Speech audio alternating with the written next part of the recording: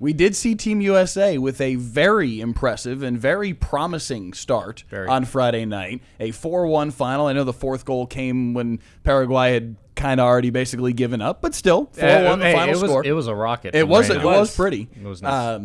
Little screen action away. Well, it's beautiful. Yeah. All of the passing that led to that goal felt like just playing keep away from a team that was kind of like, okay, let's go home. Yeah.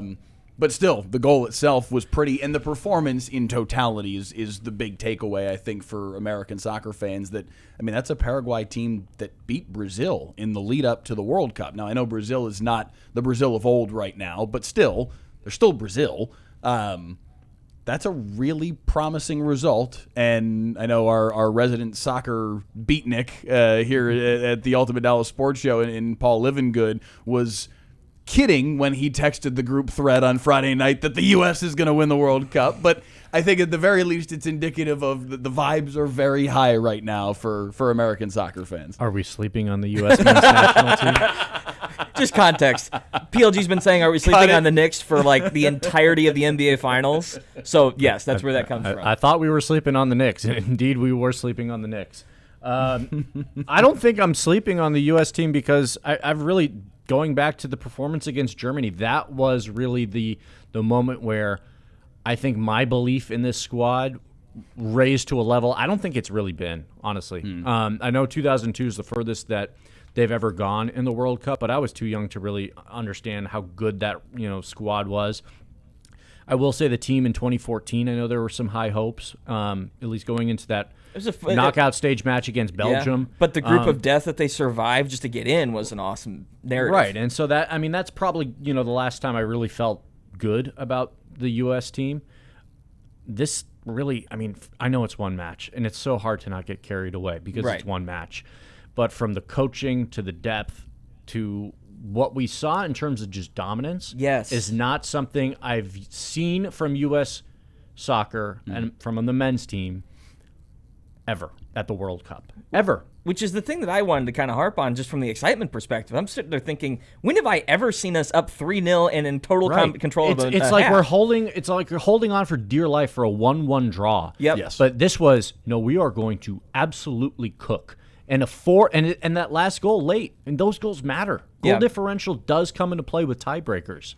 And so just to see that final score, I'm like, these boys are a lot better than I think we expected maybe even a month ago, which is great. Well, the 4 goals that they scored on Friday night is more goals than they scored in the entirety of the 2022 World Cup. Does not surprise me. Yeah. They scored 3 in 2022 in the entire tournament. They scored 4 on Friday night. They did not make it in 2018. Right. In 2014 and in 2010, they scored 5 goals, so only 1 more than what we saw on Friday night alone. They scored only 2 in 2006, the one year where they really did make a run, 0-2. They went to the quarterfinals. They scored 7 goals in that World Cup. So we're already over halfway there. Yes. What they did on Friday was maybe singular in the history of and that's American men's soccer. And that's why the vibes are so high. Yeah. Now, again, it is one match, and they've got to face an Australia team that really just loves to hunker down the back line and then just catch you asleep on a counter. And they looked good the other night, too. They did. But again, Turkey's got injuries. Sure. They're not playing at their top form. Right. But again, you have to take care of the matches that you have in front of you. Defeating Paraguay 4-1 is massive. The differential is going to help if it's needed. Australia is going to present a different test. They're going to and that's what's kind of fun about the World Cup. Each match is not going to be singular in terms of how the U.S. has to strategize, because the other team, what their strengths and weaknesses are, might dictate some of that. So this is why it goes back to coaching, and Mauricio is one of the best. He's one of the best active coaches in soccer, and he knows the buttons to press. He pressed all the right ones in match 1.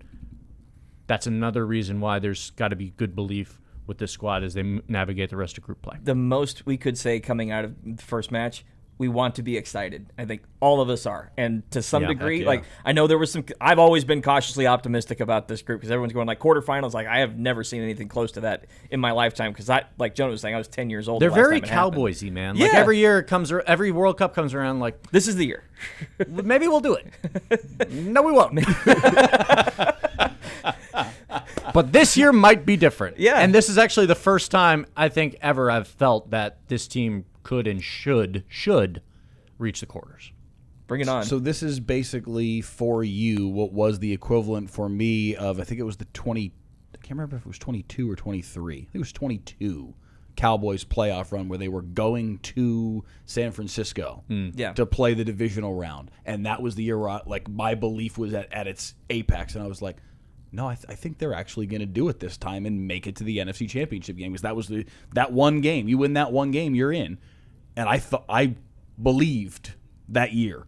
Is that the one at home or that was away? Away. That was away. The home game, they got punted fast. And then the fans threw stuff on the field. Yeah, I think I remember Well, they got punted fast and then came back, and then that was the play where Dak took a tried to kneel at take the it. one. Yeah, Yeah. I remember that. tried to slide and spike it fast and couldn't get the snap off in time. And, That's right. And then, yes, there were fans throwing stuff on the field. And the bait and switch of Pollard breaking his ankle, was it? I think it was, or Pollard breaking his ankle on a nasty wrench of his foot getting tackled was where that game in 22 went completely sideways. because it was in a pick the next play, and all momentum was gone at that point. Yeah, that team had no. It was CD and Pollard, and that was the entirety of their playmakers. That was all they had. And when you're down to one against a defense as good as the Niners were that year.